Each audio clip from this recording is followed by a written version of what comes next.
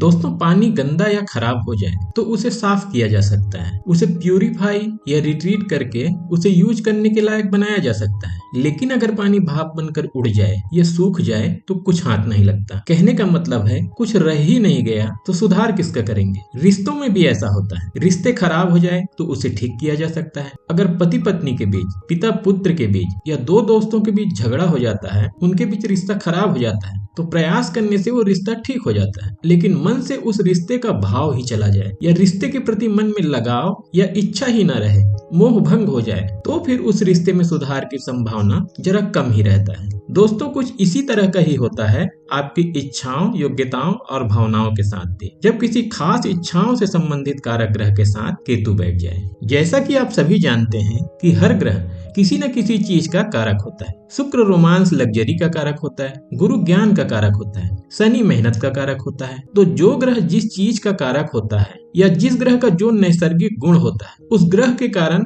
हमें वो चीज करने की इच्छा होती है। जैसे शुक्र बली है तो रोमांस की इच्छा होती है, गुरु के कारण ज्ञान प्राप्त करने की इच्छा होती है और हम ज्ञान प्राप्त करते हैं। शनि हमसे मेहनत कराता है। लेकिन जब इन्हीं किसी ग्रह के साथ केतु बैठता है तो उस ग्रह से संबंधित चीजों को करने की आपकी इच्छा नहीं होती। उस चीज में केतु आपके लगाव और इंटरेस्ट को खत्म करने का काम करता है। जैसे मंगल शुक्र के साथ बैठ जाए तो मंगल उग्रता देता है, जिससे जीवन साथी के व्यवहार में उग्रता आएगी, जिससे लड़ाई झगड़े की संभावना बनती है, अनबन होने की संभावना बनती है, जो कि लड़ने झगड़ने के बाद स्थिति नॉर्मल भी हो जाती है या संबंध सुधरने का चांस होता है। लेकिन अगर केतु शुक्र के साथ बैठ जाए तो विवाह से, जीवन साथी से या वैवाहिक संबंधों से व्यक्ति का मोह भंग होता है। मोह भंग होना इच्छाओं के भाप बनकर उड़ने या सूखने के समान होता है, जिसका कोई इलाज नहीं होता। अब दोस्तों, मैं यहाँ बिल्कुल भी नहीं कह रहा हूँ कि शुक्र केतु का योग संबंध विच्छेद ही करा देगा या इच्छा पूरी तरह खत्म कर देगा। कुंडली में लग्नेश, सप्तमेश और विवाह का कारक गुरु भी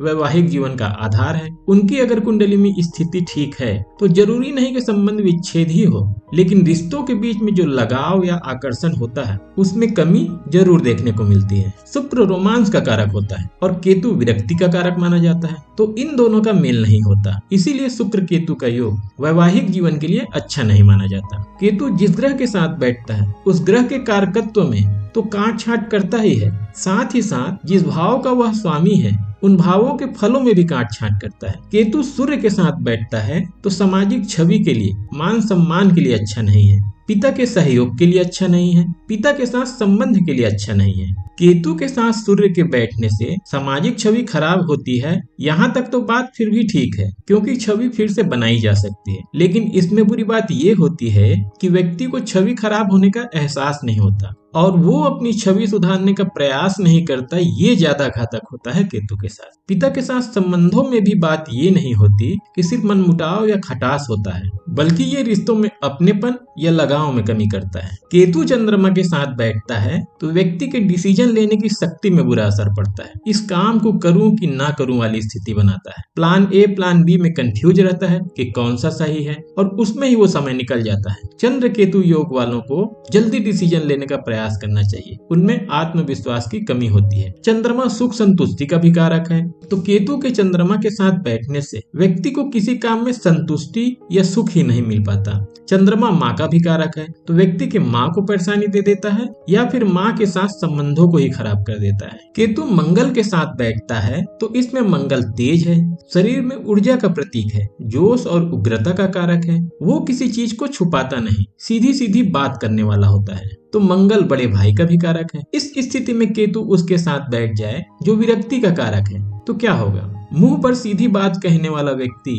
बात कहने से कतराएगा। किसी भी समस्या में आगे आकर, बढ़ चढ़कर और जोश के साथ हिस्सा लेने वाला व्यक्ति लाइन में पीछे खड़ा मिलेगा। और क्योंकि मंगल बड़े भाई का भी कारक है, तो ये आपके बड़े भाई से या जिसको भी आप अपने से सुपीरियर समझते हैं उनके साथ संबंधों में दूरियां पैदा करेगा। ऐसे ही अगर बुध केतु की युति है तो क्या होगा? बुध बुद्धि और इंटेलिजेंस का कारक होता है। बुध की वजह से ही हमारे में सोचने समझने की शक्ति आती है, विचार करने की शक्ति आती है। ऐसी स्थिति में जब केतु उसके साथ बैठ जाता है तो व्यक्ति अपने बुद्धि का इस्तेमाल किसी काम में उतना नहीं कर पाता या उसे रिजल्ट उतना नहीं मिलता जितना उसमें योग्यता होती है। बुध को बच्चे का भी कारक माना माना जाता है। तो ऐसा बहुत से कुंडलियों में मिलता है कि ऐसे व्यक्तियों की छोटे बच्चों से नहीं बनती है। गुरु केतु का योग आध्यात्मिक दृष्टि से बहुत अच्छा माना जाता है। और गुरु केतु को आध्यात्मिक दृष्टि से अच्छा क्यों माना जाता है? क्योंकि गुरु पैसे और धन का कारक है, गुरु परिवार का कारक है। गुरु के साथ जब केतु बैठता है तो व्यक्ति को पैसे की चाह कम होती है। उसका इंटरेस्ट पैसे में, जमीन जायदाद में, प्रॉपर्टी में और परिवार में कम करता है। और जब किसी को पैसे से और परिवार से लगाव कम होता है तो वो ईश्वर के शरण में ही जाता है। गुरु शिक्षक, मार्गदर्शक या वो इंसान जो पिता तुल्य पूजनीय होता है उसका भी कारक माना जाता है। तो जिसके कुंडली में गुरु केतु की युति होती है तो वो अपने मेंटर या जो उसका भला चाहने वाले लोग होते हैं उनकी बातों को नजरअंदाज करने वाला होता है, जिससे उसको भारी नुकसान भी उठाना पड़ता है। इसीलिए इन लोगों को ऐसी सलाह दी जाती है कि वो अपने बड़ों की सलाह पर ही काम करें, तो उनके उन्नति के योग बनेंगे। गुरु संतान का भी कारक है। तो बहुत से लोगों की कुंडली में ऐसा देखने को मिलता है कि उन्हें संतान लेने की इच्छा ही नहीं होती। संतान हो भी गया तो उनके बीच में लगाव की कमी होती है, या फिर संतान के बड़े होकर उनके उनसे दूर जाने की भी संभावना होती है। केतु और शनि के योग में शनि मेहनत का कारक है और केतु विरक्ति का। तो ऐसी स्थिति में व्यक्ति किसी काम को शुरू करने में झिझकता है। उसके मन में आशंका बनी रहती है कि वो इस काम को पूरा कर पाएगा या नहीं। शनि कुंडली में वृद्ध, बड़े बूढ़ों और जो सेवक या नौकर होते हैं उनका भी कारक होता है। तो जिसके कुंडली में केतु और शनि की युति होती है तो उनका घर के बुजुर्गों और नौकर चाकर दोनों से तालमेल सही नहीं होता, उनकी आपस में नहीं बनती। राहु और केतु हमेशा एक दूसरे के अपोजिट बैठते हैं तो उनके बीच तो कभी युति हो ही नहीं सकती। लेकिन भले ही राहु केतु एक साथ नहीं बैठते मगर ये एक कॉम्बिनेशन में फल देते हैं जो युति से भी ज्यादा घातक भी है और फायदेमंद भी है। जैसे वृषभ और सिंह राशि के लिए केतु और राहु का क्रमशः चौथे भाव और 10वें भाव में बैठना बहुत अच्छा फल देता है। वहीं ये मिथुन और कर्क राशि के लिए घातक साबित होता है। इस पर हम आने वाले वीडियो में बात करेंगे कि ये दोनों किस तरह अच्छे और बुरे फल मिलकर देते हैं। तो दोस्तों, आपकी कुंडली में केतु किस ग्रह के साथ बैठा है और आप इनमें केतु के किस प्रभाव से रिलेट करते हैं, या आपको भी कुछ इसी तरह के प्रभाव कुंडली में देखने को मिले हैं, तो कृपया मुझे कमेंट बॉक्स में कमेंट करके जरूर बताइएगा। और हाँ, ये वीडियो कैसा लगा ये भी मुझे कमेंट बॉक्स में कमेंट करके जरूर बताइएगा। और ये वीडियो अच्छा लगा तो इस वीडियो को लाइक और शेयर करके इस चैनल को सब्सक्राइब करना ना भूलिएगा। ये वीडियो देखने के लिए बहुत बहुत धन्यवाद।